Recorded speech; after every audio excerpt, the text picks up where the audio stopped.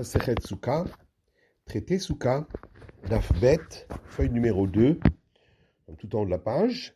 Matnitin, première Mishnah, Souka Shehi Gevoa le Marla Me'esrimama, la Souka, donc la cabane de Soukot, dont le toit en chaume est à une hauteur supérieure à 20 coudées, environ 10 mètres, elle n'est pas valable. Rabbi Yehuda Marchir, Rabbi Yehuda dit que c'est valable. Veshena Gevoha Asarat Fahim, si le toit en chaume est à une hauteur moindre de 10 fois la largeur du poing, Veshena Shlosha Defanot, ou s'il n'y a pas 3 parois pour cette souka, Veshechama Tameroba Mitzilata, ou si la lumière qui passe à travers le toit de chaume est plus que l'ombre de ce toit de chaume lui-même, Psula, elle n'est pas valable. Gemara dit Nanatam, il y a une Mishnah au début de traité Eruvin, une ruelle dont la barre horizontale qu'on doit mettre pour fermer le 4e côté pour pouvoir y porter le Shabbat est au-dessus d'une hauteur de 20 coudées. Yemaret, on diminuera la hauteur. Rabbi Omer et Notzarich. Et Rabbi Yehuda dit on n'a pas besoin. Maïshana gabe souka detani psula. Pourquoi pour la souka on dit c'est pas valable si c'est au-dessus de 20 coudées? Ou Maïshana gabe mavo detani takanta. Et pourquoi concernant la ruelle on dit ce qu'il faut faire pour pouvoir arranger.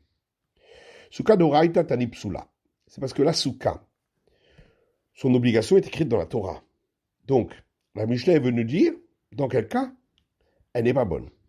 Mavoy des Rabanan, alors que mettre une barre horizontale à l'entrée de la ruelle, c'est une obligation d'ordre rabbinique, qu'on ne connaît pas jusque-là. Tanita Kanta, c'est pourquoi la Mishnah est venue dire comment on doit la mettre, et si c'est mis pas comme il faut, comment on doit faire pour que ce soit comme il faut. Vibaïtema, et si tu veux, je peux donner une autre réponse. Même pour la soukha, qui est un ordre de la Torah, aussi on aurait pu écrire la manière pour arranger. Mi ou soukha de la fiche milé, seulement étant donné que concernant la soukha, il y a plusieurs règles qui sont données ici dans la Mishnah où ce n'est pas valable, c'est pourquoi c'était plus simple de dire c'est pas valable.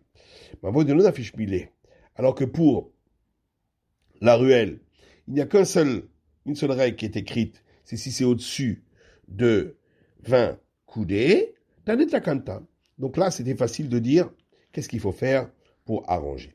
Mina animile, d'où sait-on qu'il faut que le toit de chaume ne soit pas au-dessus d'une hauteur de 20 coudées. Amar Rabban, Rabban dit parce que le verset dit les marniers des routes de qui va soukot au châtier de Béné Israël, afin que vos générations sachent que dans des cabanes, j'ai fait résider les enfants d'Israël à la sortie d'Égypte.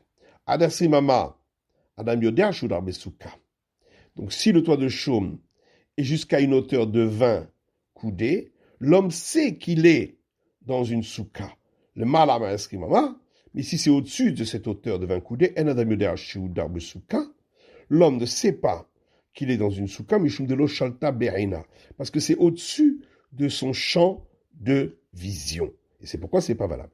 Rabbi Zera dit me'acha, c'est dans notre verset, dans le livre d'Isaïe, qui dit Soukatiye letzel yomam me'horev. Et la souka sera pour être une ombre le jour à cause de la chaleur. Adeskrimama adam yoshev betzel souka. Si le toit de chaume est jusqu'à une hauteur de 20 coudées, l'homme qui est dedans, dans la souka, il est effectivement sous l'ombre de ce toit de chaume. Le Malabes qui est mama, mais si c'est au-dessus de cette hauteur de 20 coudées, l'homme qui est dedans n'est pas à l'ombre du toit de chaume, mais plutôt à l'ombre des parois. Malabaye la mata. Abaye lui a rétorqué, mais alors si c'est comme ça,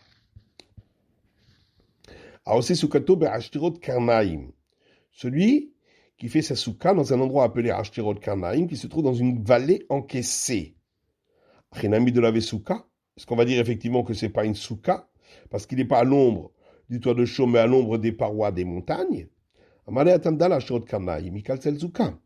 lui a répondu là-bas, si on enlève le problème de Asherot Kanaim, qui est une vallée encaissée, il y aurait l'ombre du toit de chaume. Achadal Stefanot, les quatre, c'est le souka.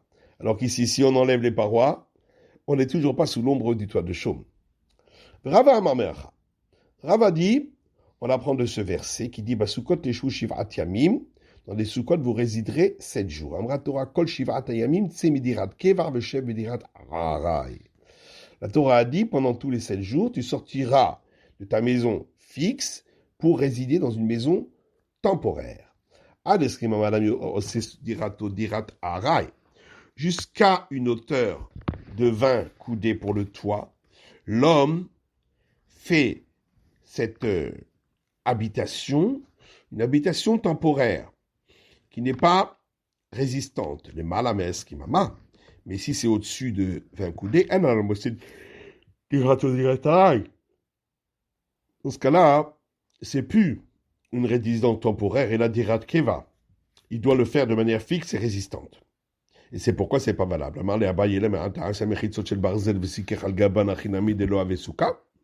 Abaye lui a rétorqué, mais alors si c'est comme ça, si un homme a fait des parois à sa souka en fer et il a mis un toit de chaume par-dessus, on va dire que c'est pas une bonne souka. Il lui a dit, voilà ce que moi je t'ai dit. Jusqu'à une hauteur de 20 coudées. Normalement, il fait cette habitation une habitation temporaire, qui n'est pas résistante, car donc même s'il en fait une habitation résistante, il sera aussi quitte. Par contre, si le toit de chaume est au-dessus de 20 coudées, où là, l'homme fait une habitation résistante, même s'il a fait une résidence temporaire, qui n'est pas résistante, il sera quand même pas quitte. Alors, tous les autres n'ont pas voulu dire comme Rabat,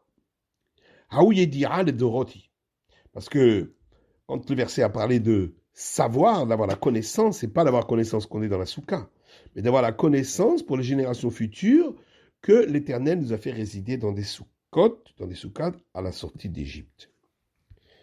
Et les autres n'ont pas voulu dire comme Rabbi Zera, parce que le verset qu'il a rapporté ne concerne pas la soukha de la fête de Sukkot, mais pour les temps futurs, les temps messianiques. Mais celle de la fête de Sukkot ne doit pas être obligatoirement pour faire une ombre. Rabbi Zera, alors que Rabbi Zera dit, si le verset ne parlait pas de celle de la fête de Sukkot, il aurait pu dire, c'est un dé qui sera mis pour être une ombre, Yomam, le jour. Maïsouka, pourquoi il a parlé d'une souka, c'est Yomam qui sera une ombre pour le jour, Shmat Mina Tarté. C'est pour apprendre deux choses. Non seulement pour celle des temps messianiques, mais également pour celle de la fête de Sukkot. Que Ravanami lo amré, les autres n'ont pas voulu dire comme Rava, Mishum Kushia d'Abaye, à cause de la question qu'Abaye a posée, bien que Rava a répondu, il n'accepte pas sa réponse. Que Manazad Amar Rabbi Yoshia Amarav, comme qui va cet enseignement de Rabbi Yoshia en nom de Rav qui dit Machloket Beshen Defanot Magirot d'Isra. Toute la discussion entre les sages et Rabbi Yuda, c'est seulement lorsque les parois n'arrivent pas jusqu'au toit de chaume, c'est là qu'il y a une discussion, est-ce que si le toit de chaume est au-dessus de 20 coudées, est-ce que c'est valable ou pas? Avad Defanot Magirot d'Isra, mais si les parois arrivent jusqu'au toit de chaume, afilo les malames rimama keshera. D'après tout le monde, même si c'est au-dessus de 20 coudées, c'est valable. Keman Keraba, comme qui ça va, comme l'explication des Rabba d'Amar Mishum de l'Oshalta Ba'ina, qui a dit que pourquoi c'est pas valable, c'est parce que c'est pas dans le champ de vision. Et mais si les murs montent jusqu'au toit de chaume, dans ce cas-là, l'œil suit les murs et il arrive jusqu'au toit de chaume, et donc c'est dans son champ de vision dans tous les cas. Comme qui va cette explication de Rav ou non de Rav qui dit toute la discussion entre les sages et Rabbi Yehuda c'est seulement dans une souka qui ne fait que 4 coudées sur 4 coudées de côté.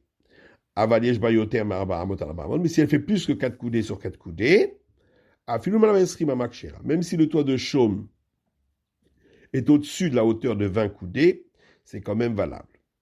Comme qui ça va comme Rabbi Zera Dama Mishum Tsel, qui a dit que la raison pour laquelle il ne faut pas que ce soit au-dessus de 20 coudées, c'est parce que ça doit servir d'ombre. Mais dans une souka qui est large, il y aura de toute façon, on sera de toute façon sous l'ombre du toit de chaume. Comme qui va cet enseignement de Rav Hanan bar Rabba au nom de Rav, qui dit Machloket b'shen marziketela keder rosho verubo veshulchano. Toute la discussion entre les sages et Rabbi Yehuda, c'est seulement dans le cas où la souka ne peut contenir que la tête de la personne, la majorité de son corps et sa table. Aval marziket yoter, mais si elle peut contenir plus, que sa tête, la majorité de son corps et sa table, même si le toit est au-dessus de 20 coudées, c'est valable. Là, ça va comme personne. Parce que si la souka est tellement petite qu'elle est juste un peu plus que de quoi contenir la tête, la majorité du corps et la table, dans tous les cas, on n'est pas sous l'ombre de toit de chaume. Rabbi Yoshia, Piga de Rav Huna ve Rav Hanan bar Rabba. Alors, on comprend que Rabbi Yoshia, lui, n'est pas d'accord avec l'explication de Rav Huna et celle de Rav Hanan bar Rabba. Puisque eux ont donné une mesure concernant les côtés de la souka. Et lui, pour lui, ça ne change rien. Les mesures des côtés. Et la Rav Huna ve Rav Hanan bar Rabba nema be'ercher souka mekamifligé. Seulement Rav Huna et Rav Hanan bar Rabba, sur quoi discutent-ils? Est-ce qu'ils discutent sur la mesure minimale d'une souka, que le premier dit la mesure minimale c'est 4 coudées sur 4 coudées, et l'autre considère que la mesure minimale c'est de quoi contenir sa tête, la majorité de son corps et sa table, et donc tous les deux considèrent que toute la discussion entre les sages et Rabbi Yehuda c'est seulement quand c'est pile la mesure minimale. Non. Tout le monde est d'accord que la mesure minimale d'une souka, c'est pour qu'elle puisse contenir sa tête, la majorité de son corps et sa table. Et ici, la discussion est la suivante. Demain, ça va plié. Donc l'un pense que toute la discussion entre Rabbi Yehuda et les sages, c'est seulement dans le cas où elle ne contient que la tête, la majorité du corps et sa table. Mais si elle contenait plus que sa tête, la majorité de son corps et sa table, d'après tout le monde, ce serait valable. Et l'autre considère que c'est entre la mesure de pouvoir contenir sa tête, la majorité de son corps et la table, et la mesure de 4 coudées sur 4 coudées qu'il y a la discussion entre Rabbi Yehuda et les sages, mais si elle faisait plus que 4 coudées sur 4 coudées, Divra Kol Keshera, tout le monde est d'accord que c'est valable, même si le toit de chaume est au-dessus de 20 coudées. Métivé, on apporte une objection. Souka Shegevoile Maram Estrim Amap Soula, la Braïta a dit, une souka dont le toit de chaume est au-dessus de la hauteur de 20 coudées n'est pas valable, et Rabbi Yehuda Marchir. Rabbi Yehuda dit c'est valable, l'Arbaïm va Hamishim Ama, même jusqu'à 40 ou 50 coudées. Amar Rabbi Yehuda Maase Behilani Amalka Belod. Rabbi Yehuda dit une fois, la reine Hélène, qui était à Lod, Shaita Sukata Gevoha Me'estrim Mama, avait sa souka dont le toit de chaume était au-dessus de 20 coudées. Et les sages entraient et sortaient de cette souka. Ils ne lui ont rien dit. C'est donc que c'est valable. Les sages ont dit, c'est de là que tu vas amener une preuve. Ishaita, elle c'était une femme, elle était donc dispensée de l'obligation de résider dans une souka. C'est pour ça qu'ils n'ont rien dit. Alors, il leur a répliqué, mais voilà qu'elle avait 7 garçons. En plus, tout ce qu'elle faisait, c'était sur la bouche des sages. Qu'est-ce qu'il a voulu dire en disant tout ce qu'elle faisait, c'était sur la bouche des sages? Rikama, voilà ce qu'il a voulu dire, le ou al. Kitomru, banim ktanim ayu, ktanim turim nasuka. Si vous voulez me répondre qu'il s'agissait d'enfants mineurs, or, les mineurs sont dispensés de l'obligation de résider dans la souka, kevon les shiva hahavu. Et puisqu'elle avait donc 7 fils, yevshar de la havu beuchal chez une autre sarich leimo, est impossible qu'il n'y avait pas au moins un qui n'avait plus besoin de sa mère, qui pouvait se promener sans avoir sa mère à côté de lui. Alors vous allez me dire, oui, mais l'obligation pour un mineur qui n'a plus besoin de sa mère de résider dans un soukha, c'est qu'une obligation d'ordre rabbinique, ou des mechayev, c'est seulement les sages, les rabbins qui ont donné l'obligation, et elle ne faisait peut-être pas attention aux obligations d'ordre rabbinique, tachma, c'est pour ça qu'il dit ve'od, non seulement cela, mais elle, tout ce qu'elle faisait, c'était toujours après avoir demandé aux sages.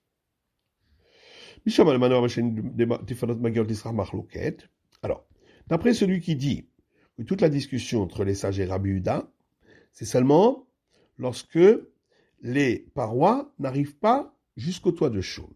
Alors on comprend bien, parce que c'était l'habitude d'une reine d'être dans une soukha dont les parois ne montent pas jusqu'au toit de chaume, mishumavira, pour qu'il y ait de l'air. Et là, les mains de Hamar, les soukha ktana machloket.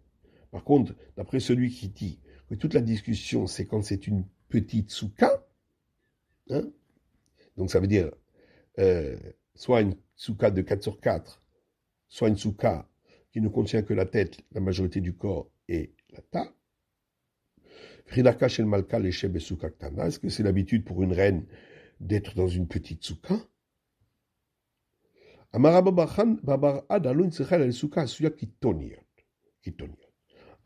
Ravada répond qu'ici on parle d'une soukha qui était faite, c'était une grande soukha, mais elle était divisée en petits compartiments. Mais est-ce que c'est l'habitude d'une reine d'être dans une soukha divisée en petits compartiments? Alors Ravashi dit, on parle uniquement du petit compartiment qui se trouvait à l'intérieur de cette grande soukha.